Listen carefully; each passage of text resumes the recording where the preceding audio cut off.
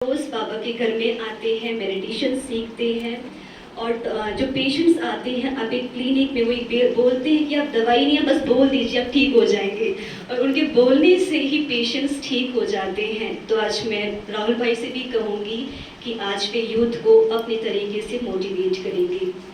अति स्नेही राहुल भाई जी। धन्यवाद दीदी।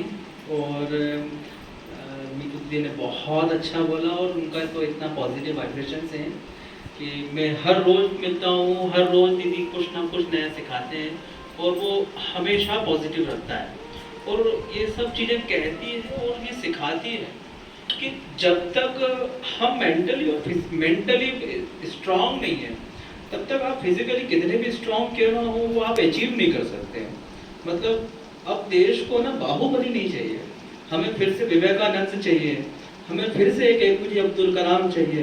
We want Newtons and more younger and talented peoples जो अपना पोटेंशियल इतना मतलब इतना आगे ले जा पाए जो कि पॉसिबल नहीं था आज से 50 साल पहले। आज आपके पास सब कुछ है जो आज से 50 साल पहले हमारे देश में नहीं था दोस्तों।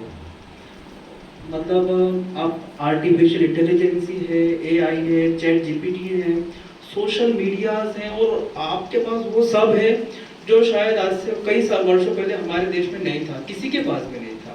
मतलब हम इस देश में उस समय रहते थे जब बरसात आती थी तो पानी टपकता था, गर्मी आई तो लाइट रहते नहीं थे, कूलर पंखे कुछ सुविधाएं नहीं थी, तब भी हमारे देश में उन युवाओं ने मतलब वो इंस्पिरेशन से हमारे देश की जिन्होंने हमें नई नई चीज़ें दी, हमें परमाणु शक्तियों से भरपूर किया। हमें आज जो टेलीविजन हम देख रहे हैं, जो एस्ट्रोनॉट्स को हम जानते हैं, वो उस परिस्थिति में गए जिस समय कोई सुविधा ही नहीं थी। तो आज आपके पास वो सब है जो वाकई में नहीं था, जिसके लिए तरसते रहे लोग। तो मतलब आप लोग है ना सब कुछ हुए देश के, तो जो आज की टैलेंटेड जनरेशन्स कर सकती है वो पहले की जनरेशन्स को शायद नसीब में भी नहीं था। तो सबसे पहले तो मैं आपको यही बोलना चाहूँगा कि अपने आप के लिए तालियां बजा दो दोस्तों। ये चीज़ें और ये समय कभी नहीं मिलने वाला। मतलब आज से कई वर्षों पहले ये चीज़ें पॉसिबल ही नहीं थी जो आज पॉसिबल है। मतलब आप एक क्लिक में, एक मोबाइल के क्लिक में आप जो चाहें फीड करेंगे वो आउटकम आपको मिल जाएगा। आप घर बैठ कर रोबोटिक्स साइंस सीख सकते हैं, रोबोट्स बना सकते हैं। आप अपने इस कपड़ों को स्टिच करना भी कई वर्षों पहले जानता नहीं था, पूछना पड़ता था, जो लोग छुपाते थे बताते नहीं थे कि यार ये क्या है, ये कैसे होता है। और आज आप सब कुछ गूगल बाबा से पूछ लें। if you didn't have Google Baba, you can try with ChatGPT। Artificial intelligence ने वो सब चीज़ आसान करी है जो हमारे लिए इम्पॉसिबल था कई वर्षों पहले। तो लेकिन इन सब चीज़ों के बीच में आज वाकई में भी मेंटली स्ट्रांग होने की बहुत ज़्यादा ज़रूरत है। ये बस वैसा है कि किसी को अगर किसी पहाड़ पे चढ़ना है, मतलब किसी को कोई पहाड़ पे चढ़ने से पहले एक स्पिरिट होती है अंदर से कि यार मुझे वो चढ़ना है, और जब तक वो स्पिरिट नहीं होना, वो फिजिकली कितना भी स्ट्रांग क्यों ना हो, वो व्यक्ति ऊपर चढ़ नहीं पाता। आज कईयों ऐसे एग्जाम्पल हैं जो कि फिजिकली स्ट्रांग नहीं थे, जिनके पाँव नहीं थे, जिनके हाथ नहीं थे, वो माउंटेन्स पीक पे जाकर उन्होंने फतेह हासिल करी है। हमारे देश में कई ऐसे यंग जनरेशन हैं, कई डॉक्टर्स, इंजीनियर्स हैं जो फिजिकली हैंडीकैप्ड हैं या कई प्रकार से मेंटली एग्जॉस्ट हैं या किसी बीमारी से जूझ रहे हैं, लेकिन उन्होंने वो सब कुछ कर दिखाया और करते रहेंगे वो, क्योंकि उनके अंदर वो स्पिरिट है। वो स्पिरिट ना कुछ भी करा सकती है, और वो स्पिरिट आपका आत्मविश्वास है। जब तक यंग जनरेशन के अंदर आत्मविश्वास की कमी रहेगी, वो अपने टैलेंट को यूज़ नहीं कर पाएंगे। ये बस ऐसा है कि 12th में कम मार्क्स आने पर बच्चा डिप्रेशन में चले जाता है, फाइनल ईयर में अच्छे मार्क्स नहीं मिलने पर, कॉलेज नहीं मिल जाते तो वो डिप्रेशन में चले जाता है। मतलब ज़रूर आपको बस ये समझना होगा कि ज़रूरी नहीं है कि हम आईआईटी कॉलेज में नहीं जा पाए या आईआईएम से एमबीए नहीं कर पाए, we do not have any aims और समथिंग एल्स जिसके कारण से हम आगे नहीं बढ़ पाया। लेकिन अगर आपके अंदर टैलेंट है तो आप कुछ भी कर सकते हैं। ये बस ऐसा है कि पेपर बेच के अब्दुल कलाम जी ने अपने आप को आगे बढ़ाया, देश को आगे बढ़ाया, और आज वो क्या थे, क्या हैं और क्या रहेंगे, हम सब की इंस्पिरेशन हम सब जानते हैं। कई स्वामी विवेकानंद जी जिन्होंने एक 10 बाय 10 के कमरे में कई कई वर्षों बिताए, खूब पढ़ाई करी, रात को सोने के लिए कई बार बिस्तर नसीब नहीं हुआ, नदी किनारे सोए, कई आश्रमों में भी अपनी रातें बिताई और कई गुरुओं से कई जगह पर सीखे, लेकिन कोई बिना किसी सुविधा के लेकिन वो कर दिखाया उन्होंने। उनका वक्तव्य, जो उनकी दी हुई स्पीचेस आज भी यंग जनरेशन को मोटिवेट करती है और करती रहेगी। आज आप सब यंग जनरेशन्स के पास में वो सब है, और जो गलतियां पहले के लोगों से हो चुकी है, जो इमोशनली चीज़ें नहीं कर पाए थे, वो सब चीज़ें जानते हैं। बस आपको अपने अंदर का आत्मविश्वास जगाना है। ये भारत सरकार ने इस साल G20 समिट के बाद में जो ये एजेंडा लिया है, उसका बस एक ही मोटिव है कि physically it's fine, you can have any sports, जो कि आजकल सभी स्कूलों में स्पोर्ट्स होता है, सभी बच्चा किसी ना किसी रूप में स्पोर्ट्स में है, जो करते रहते हैं। पढ़ाई के लिए आपके पास बहुत अच्छा कोर्स मटेरियल है जो आपको सारी एजुकेशन दे देगी, लेकिन जब तक आप स्पिरिचुअली मेंटली अपने आप को स्ट्रांग नहीं कर पाएंगे, वो अचीवमेंट नहीं आ पाएगा। ये बस ऐसा है कि समुद्र तो पार करना है, तैरना भी आता है, लेकिन अंदर से स्पिरिट नहीं है कि यार जा पाएंगे कि नहीं जा पाएंगे। तो वो जो कश्मकश होती है ना कि कर पाएंगे कि नहीं कर पाएंगे, वो कश्मकश इंसान को पीछा खींच देती है।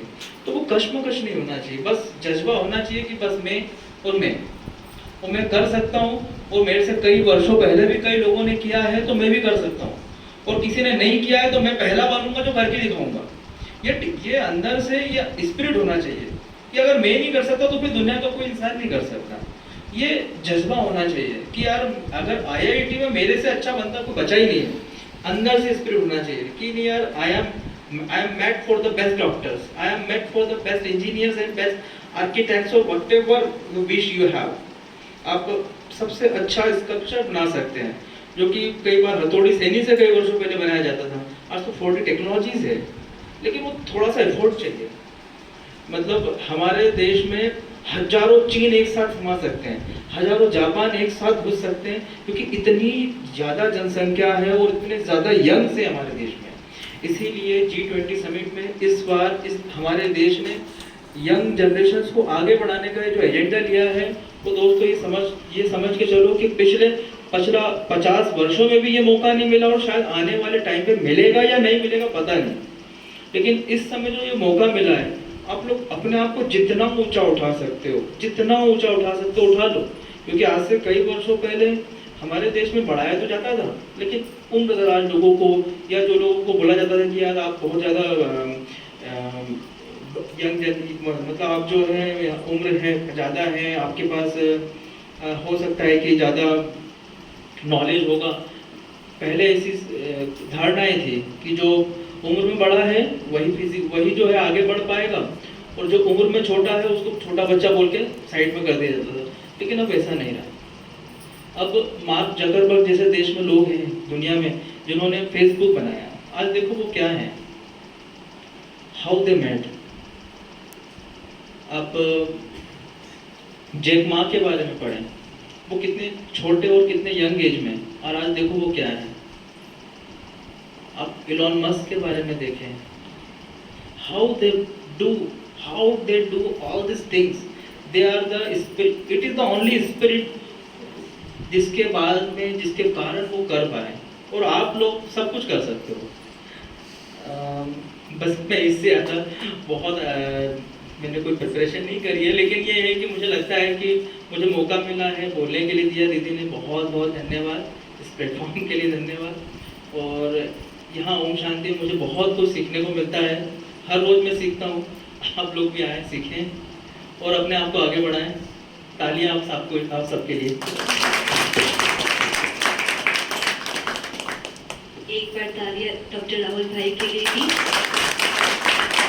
आपने बताया, बहुत अच्छी कहावत याद आ रही है मुझे कि मन के हारे हार है, मन के जीते जीत। जिसने मन को जीत लिया उसने संसार को जीत लिया। और जो मन से ही हार गया, मैं नहीं कर सकता, मुझसे नहीं हो सकता, वो कुछ भी अचीव संसार में नहीं कर सकता। तो कभी भी हमें मन से हारना नहीं है। ऑलवेज कहना है आई कैन डू इट। भले फिजिकली स्ट्रांग ना भी हो, बहुत एग्जाम्पल्स हैं हमारे पास। अब्दुल कलाम जी हैं, वर्तमान समय नरेंद्र मोदी जी हैं। वो फिजिकली स्ट्रांग नहीं थे, बैकग्राउंड स्ट्रांग नहीं था, लेकिन उन्होंने करके दिखाया। तो हम भी करके दिखा सकते हैं। I can do it. बहुत बहुत शुक्रिया पुनः डॉक्टर राहुल भाई का अपने हमारे बीच में हमारे